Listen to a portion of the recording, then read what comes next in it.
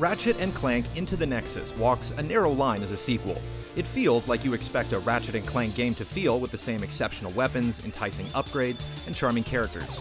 Yet Into the Nexus also constantly surprises, with a ton of new ideas that are never overused. It opens with Ratchet & Clank transporting the space witch Vendra Prague to prison. The ship is attacked by Vendra's brother, Neftin, who's trying to free his sister from captivity. 2, 1, mark.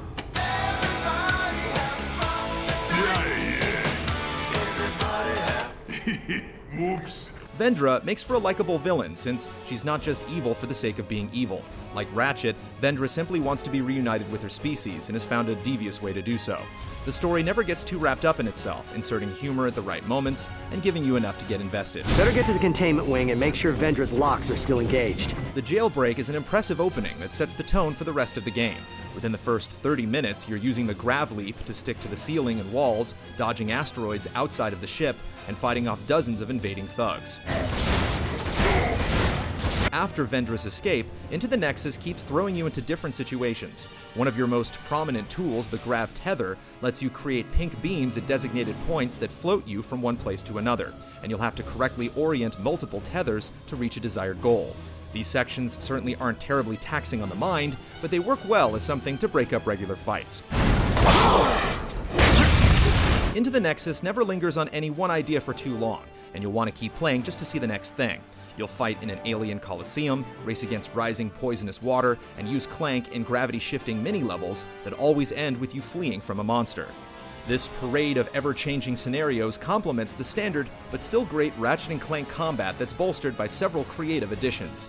The Nether Beast lets you call forth a giant ethereal creature that chomps away with massive teeth, and the Winter Riser plays Christmas music as you transform victims into adorable snowmen.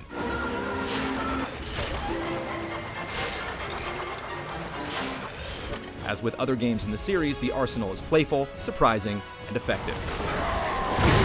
The most significant problem with Into the Nexus is that the final level shows up abruptly, causing the story to feel a little rushed. Those wanting to extend the game's 5-hour length can pursue typical side objectives like hunting for collectibles in exchange for money, Oh, thank you kindly, friend. or taking on the more difficult challenges at the Coliseum.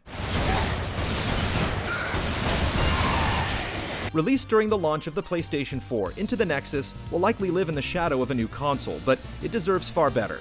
As likely the last Ratchet & Clank game on the PS3, the series could hardly ask for a better send-off.